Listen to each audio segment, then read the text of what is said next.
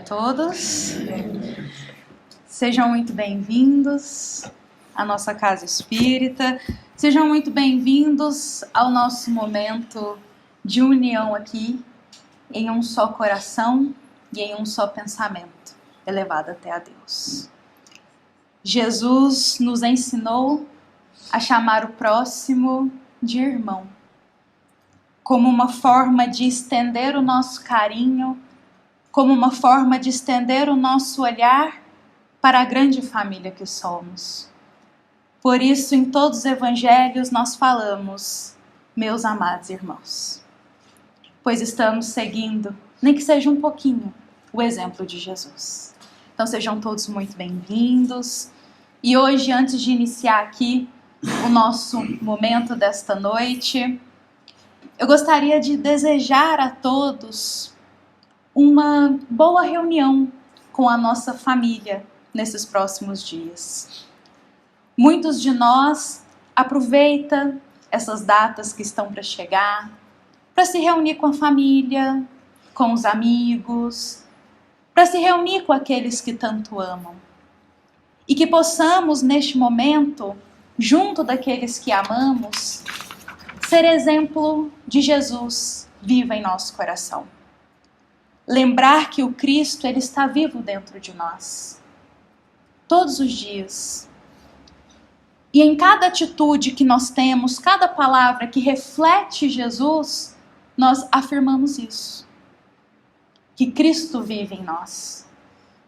Então, nesses próximos dias, ao nos encontrar com a nossa família, ao se reunir para as comemorações, possamos ser exemplo do Cristo vivo em nosso coração, para todos que estejam perto de nós. E bom, meus amados irmãos, hoje nós iremos falar um pouco sobre essa passagem do Evangelho segundo o Espiritismo, que é tão consoladora para o nosso coração. E é uma passagem realmente consoladora, porque nos relembra o ensinamento de Jesus.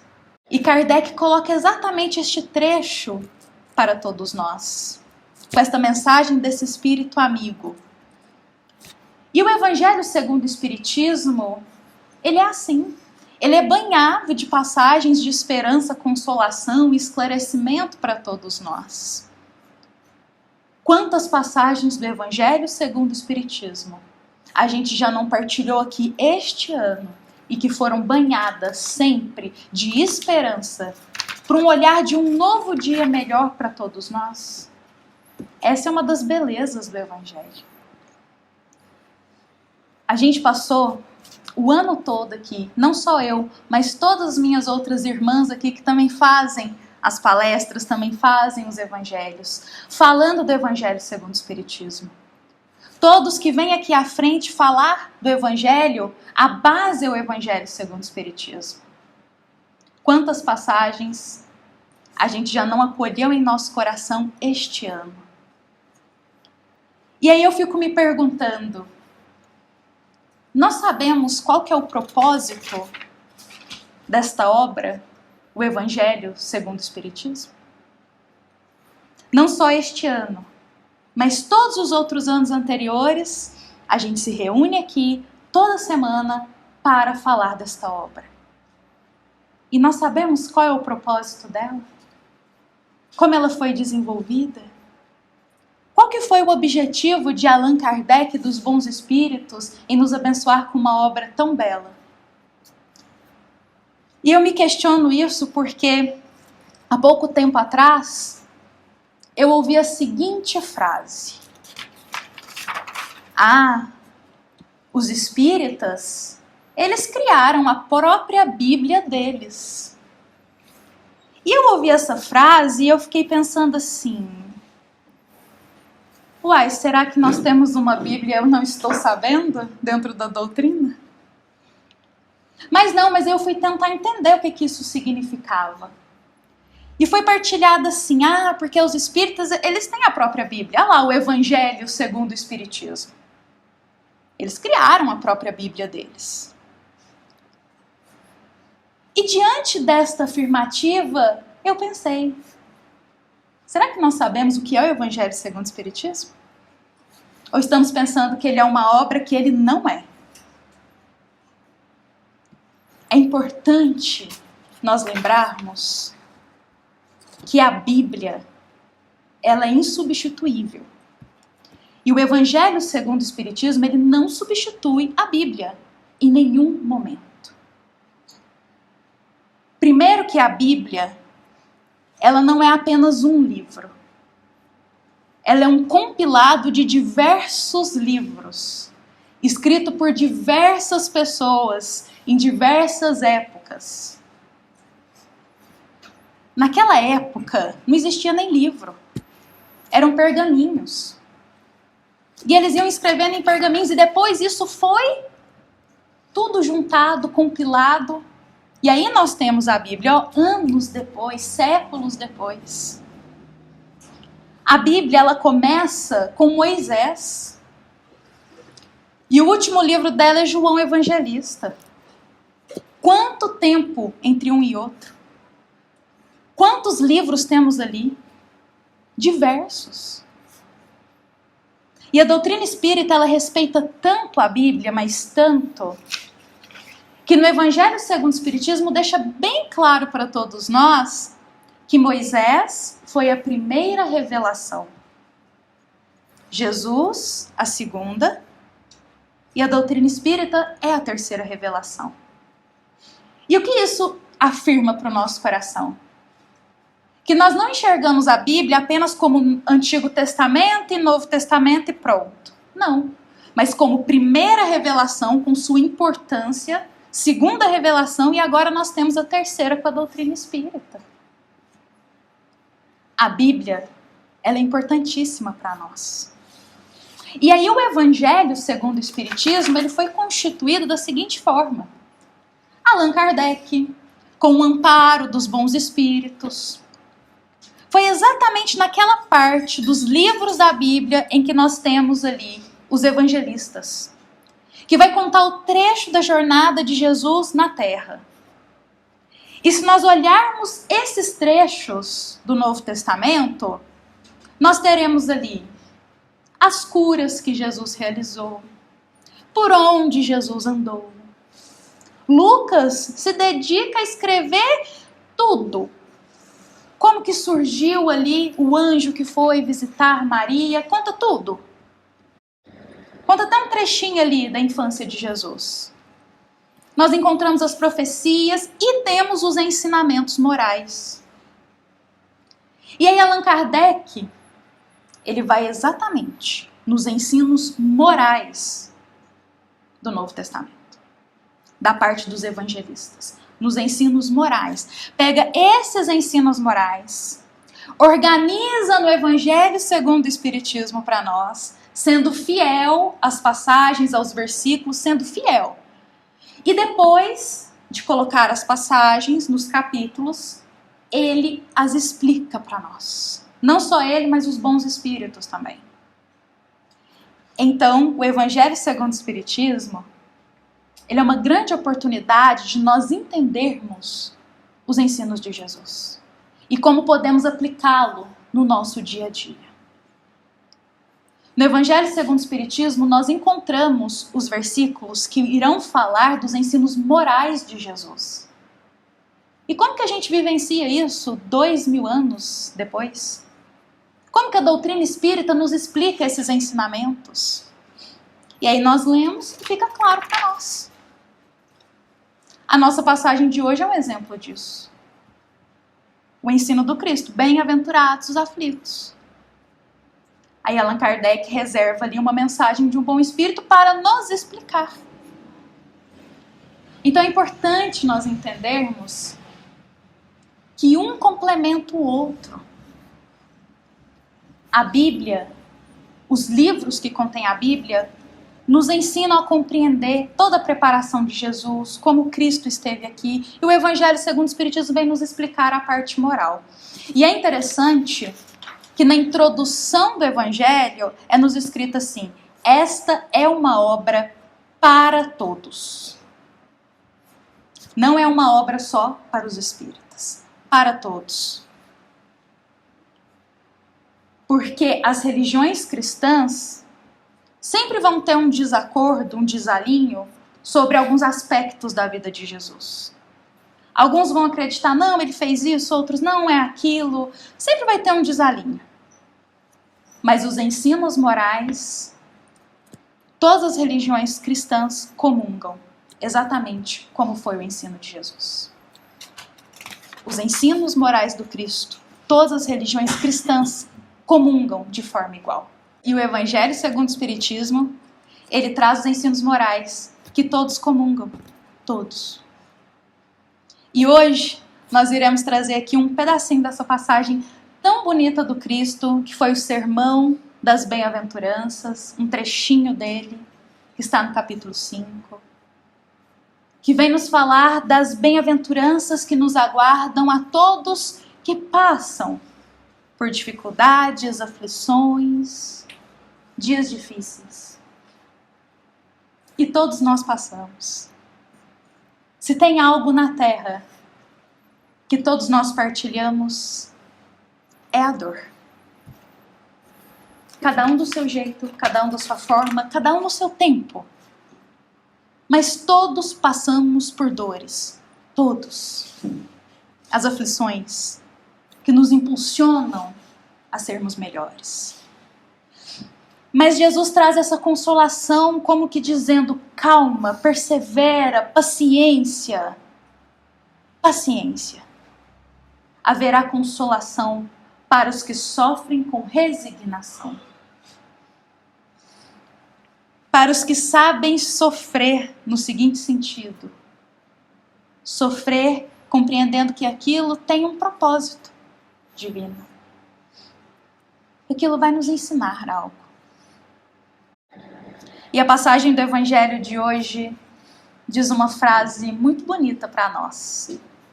É dito assim, o fardo é proporcional às próprias forças. O fardo é proporcional às próprias forças.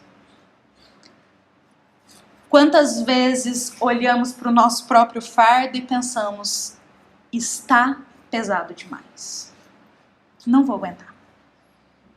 Não aguento mais um dia com esse fardo aqui nas minhas costas. Quem de nós já não pensou isso? Quando chega aquele ápice da dor na alma, não é nem dor física, é dor na alma.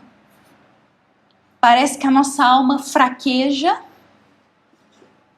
e pensamos, não consigo. Só que é nos afirmado, o fardo é proporcional às forças que temos. Isso me fez lembrar de uma história bem breve, que quem nos conta é o espírito Humberto de Campos. E ele nos conta essa história nos convidando a refletir sobre o nosso fardo, sobre a nossa cruz.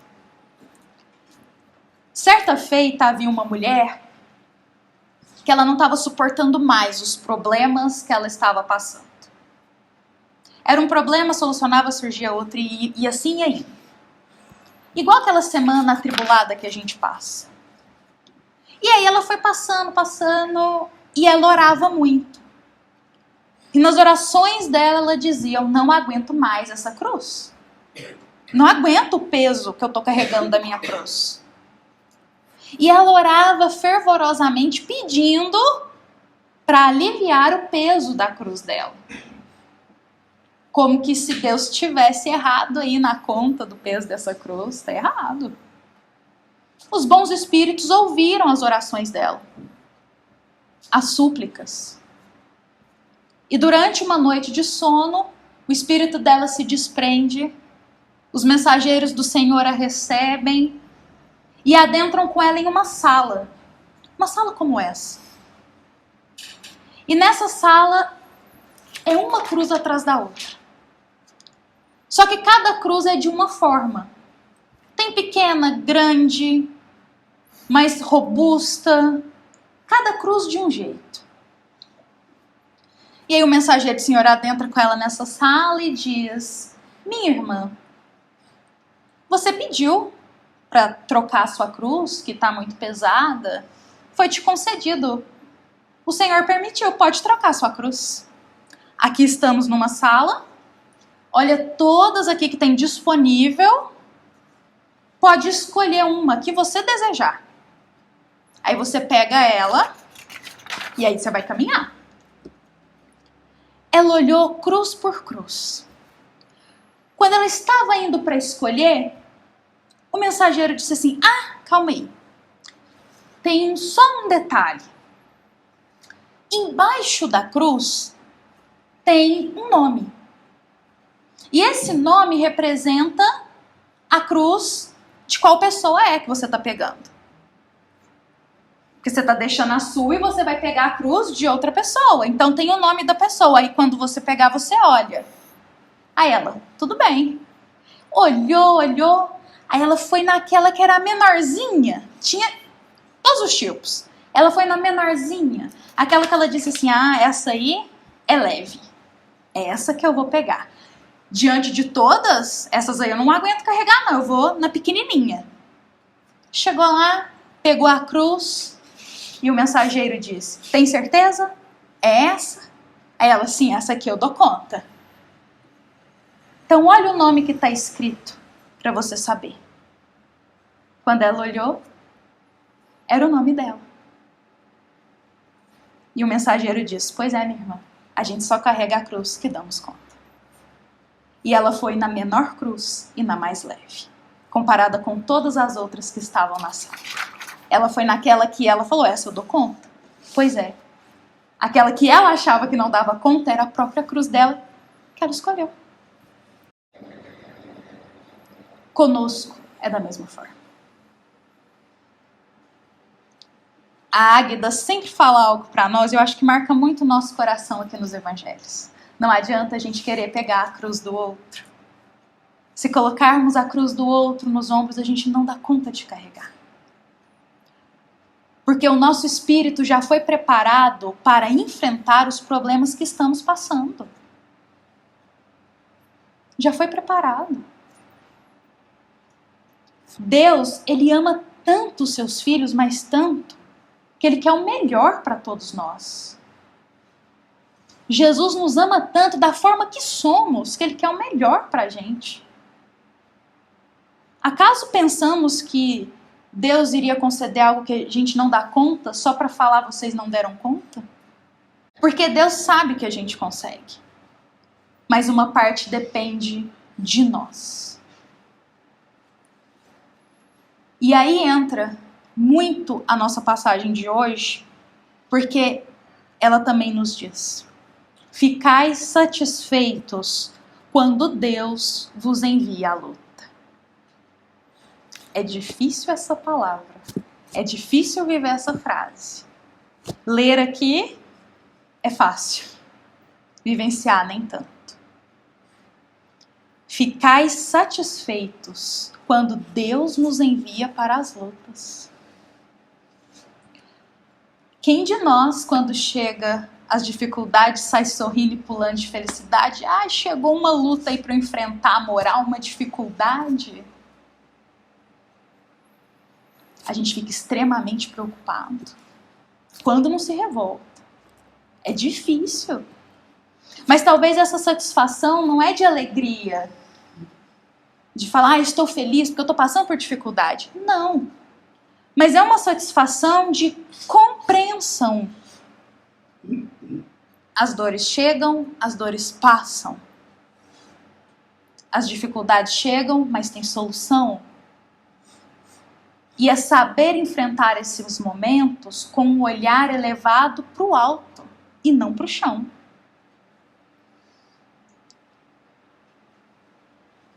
Para mim, tem uma pessoa que passou aqui pela Terra há muito tempo atrás, que é exemplo de alguém que carregou a própria cruz, passou pelo sofrimento, se entristeceu durante o sofrimento, e a gente fica triste também quando a gente sofre, mas que resignou depois disso, e que teve as bem-aventuranças no momento certo. Essa pessoa se chama Simeão, e talvez muitos de nós vai se lembrar dele, porque Há um mês atrás, mais ou menos, a gente partilhou nos evangelhos diários a história do livro Há 2000 anos. E lá naquela história, daquela obra, nós temos Simeão fazendo parte daquele núcleo ali. Às vezes a gente foca só no Públio, na Lívia, na Flávia, mas tem Simeão, que no silêncio dele faz um dos trabalhos mais bonitos de fé. Simeão, quando ele conheceu Jesus pessoalmente, ele se encantou com os ensinos do Cristo. Ele havia perdido a mulher dele, ele era viúvo, ela já havia retornado para a pátria espiritual. Os filhos dele, cada um foi para um canto viver a própria vida, constituir suas famílias, e ele ficou sozinho. E ele encontrou nas palavras de Jesus a consolação que ele precisava. E desde então ele seguia os passos do Cristo. E Simeão, ele foi uma ponte para outras pessoas conhecerem a Jesus. Então ele começa a levar a sobrinha dele para conhecer Jesus. E aí a sobrinha dele leva outra pessoa. Aí vai levar a Lívia, que é uma das principais da história. E ele vai fazendo essa ponte. E quando eu leio a história dele, eu penso que todos nós que estamos aqui essa noite tivemos alguém que foi a ponte para a gente estar aqui. Teve alguém que nos convidou. Teve alguém que nos mostrou um novo caminho. Teve alguém que descobriu aqui na nossa casa espírita a consolação e pensou: não vou guardar isso só para mim. Vou estender isso para mais pessoas, para os meus irmãos. E fez essa ponte. Às vezes a gente não se lembra de quem faz essas pontes. E Simeão, ele fez esse caminho. E ele levou muitas pessoas para conhecer Jesus. Só que depois que o Cristo foi crucificado, retornou para a pátria espiritual, Simeão também saiu daquelas redondezas. E ele foi para uma casinha simplesinha, bem longe dali, bem longe de Roma, aliás. E por ali ele ficou sozinho. Só que ele tinha ouvido tantas palavras bonitas de Jesus que ele não queria guardar aquilo só para ele. Ele guardou tudo aqui, ó. Tudo aqui. E aí lá na casa dele, no quintal, embaixo de uma árvore frondosa, ele colocou uma mesinha de madeira, uns banquinhos, construiu uma cruz ali para representar a passagem de Jesus na terra, como muito respeito. E ali ele reunia muitas pessoas que gostavam de ouvir sobre Jesus. E ele pregava as palavras. E ele fazia todos os dias no entardecer isso. E cada vez mais foi aumentando. De um grupinho pequeno ficou gigante. Todos ali com sede e fome de ouvir sobre Jesus. E ele falava. E falava. E aquelas pessoas se tornaram uma família. Se reuniam praticamente todos os dias. Partilhavam o pão do evangelho. Eram uma família. Grandes amigos. E assim ele ficou muito tempo. Até que chegou um dia que a sobrinha dele, Lívia, foi visitá-lo. Só que essa visita traria toda uma confusão junto com ela. Porque Pôncio Pilatos estava atrás de Lívia, queria ela de tudo quanto é jeito. E ele falou para os seus soldados: busquem ela, aonde ela estiver. Encontre essa mulher e traga ela para mim. E ela estava lá na casa de Simeão, escondidinha lá. Até que certo dia, Simeão já pressentindo que algo ia acontecer. O clima não está normal, alguma coisa vai acontecer.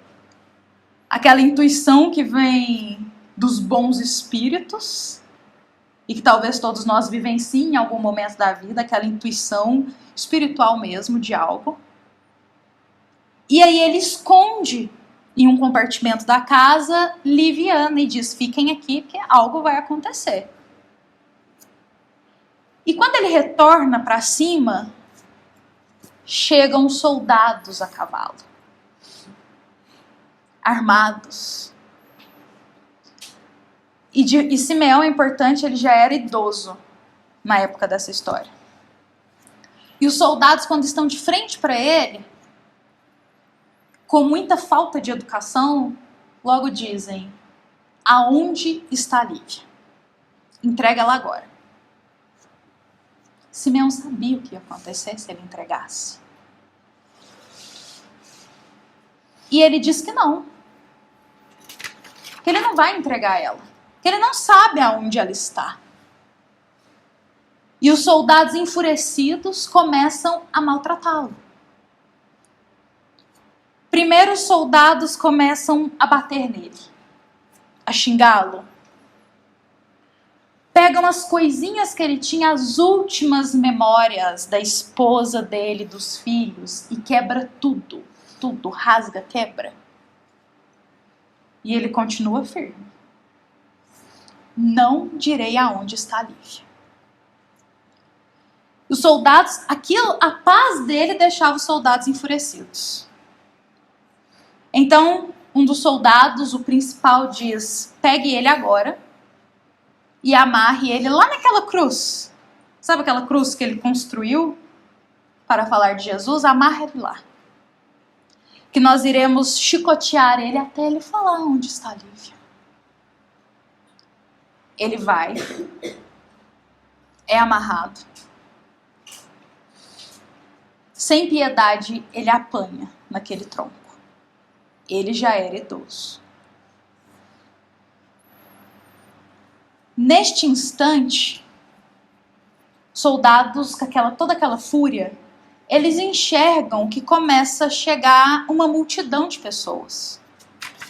Sabe aquelas pessoas que iam todos os dias ouvir o evangelho? Eram elas chegando. E os soldados olham: mas que multidão que é essa que está chegando aqui a essa hora? O principal soldado diz: vocês conhecem ele? Vocês sabem quem que é esse? Ele estava ensanguentado lá na cruz. Vocês conhecem ele? A resposta é clara. Claro que conhecem, né? Estavam todos os dias ali, recebendo auxílio de Simeão.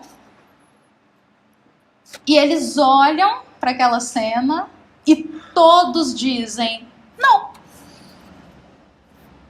Não sabemos quem é esse aí. Na obra, Emmanuel, ele coloca assim, que Simeão, ele apanhou, sofreu maus tratos nas mãos dos soldados, foi humilhado e permaneceu o tempo inteiro em silêncio, sem se revoltar. Com muita fé e muita resignação que ele estava sofrendo. Mas na hora que ele enxerga os seus irmãos de fé negando que o conheciam, ele diz que sente um espinho sendo cravado no coração dele. Tamanha dor de ser negado por aqueles que conviviam com ele. Aqueles que estavam com ele todos os dias, aqueles que eles se ajudavam.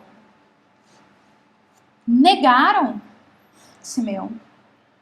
E ele sente esse espinho sendo cravado no coração. E é neste instante que a alma dele irá sentir uma das maiores fraquezas interiores.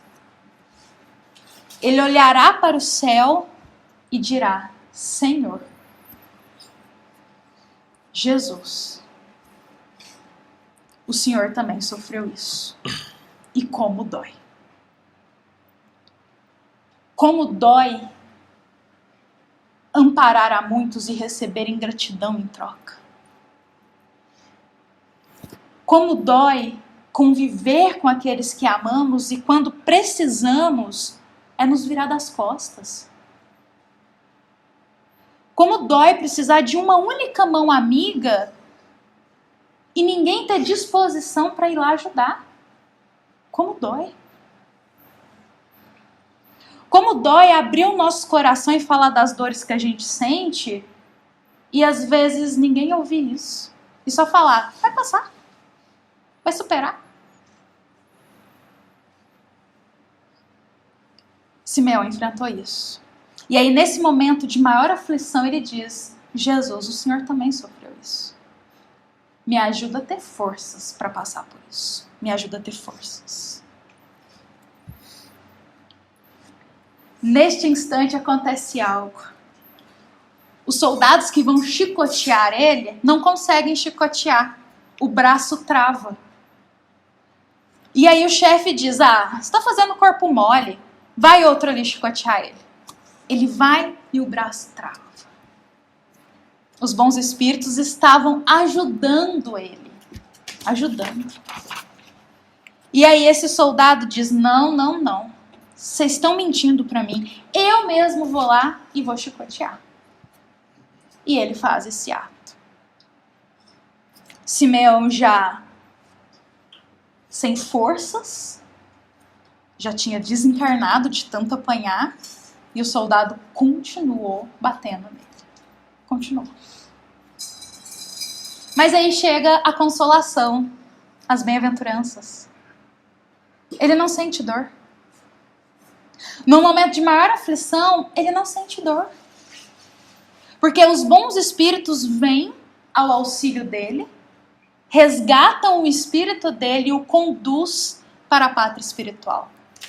O corpo está ali, sofrendo, mas o espírito, não. O espírito estava em paz.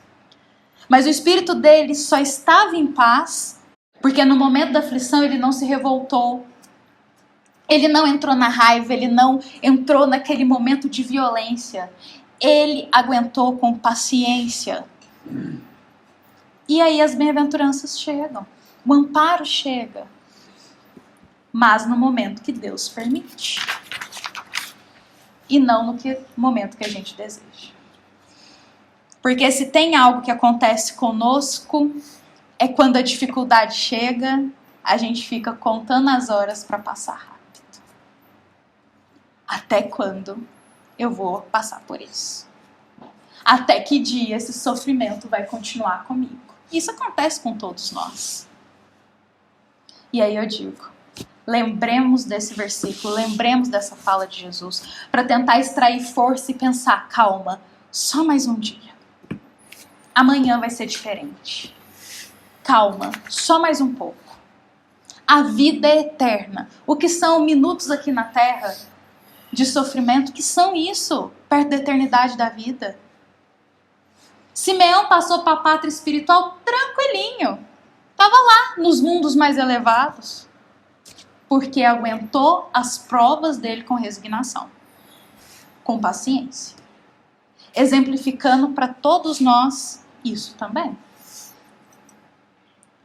E hoje, para encerrar aqui, eu gostaria de encerrar lendo uma mensagem sobre isso para nós.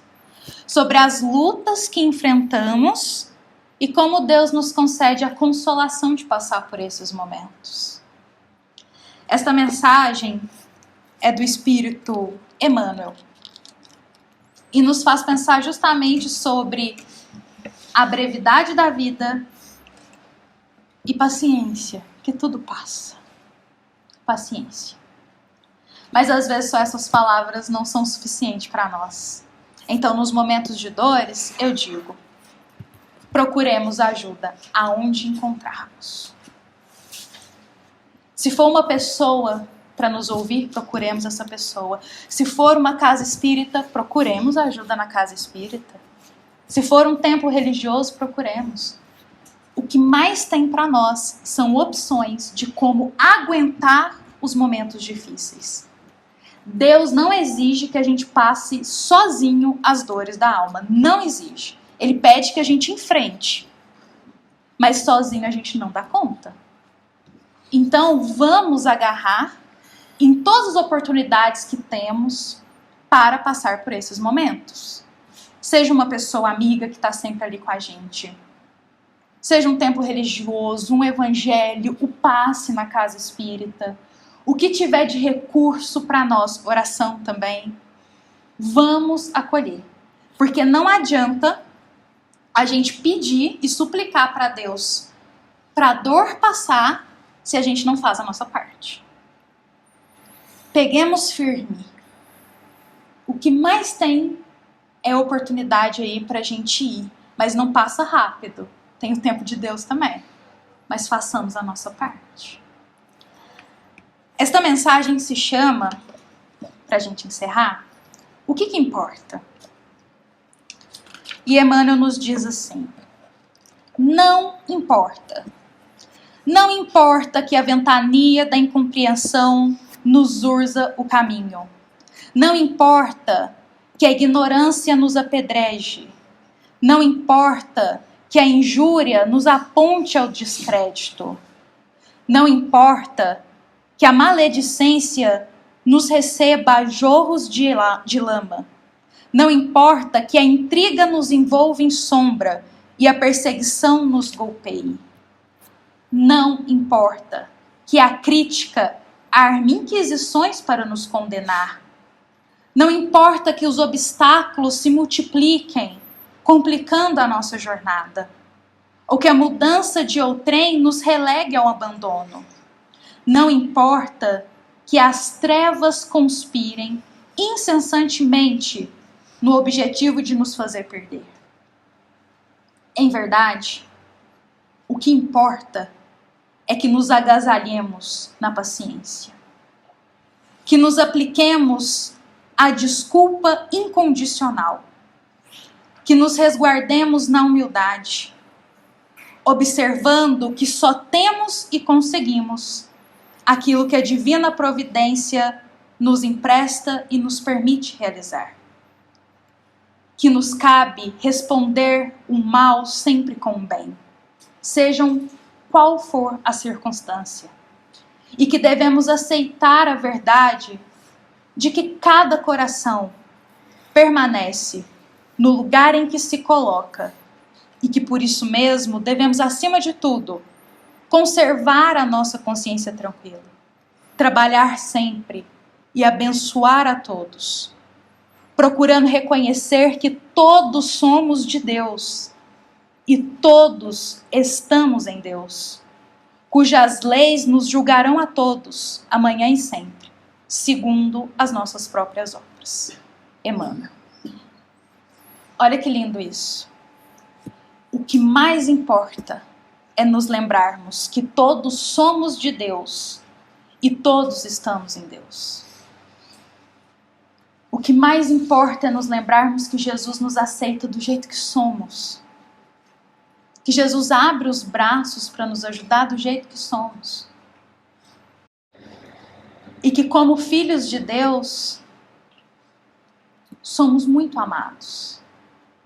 Deus quer o melhor para a gente. Ele não quer ver o filho dele sofrer. Que pai quer ver um filho sofrer? Imaginemos Deus. Jesus, nosso grande irmão, fez e faz de tudo para fazer o melhor para a gente.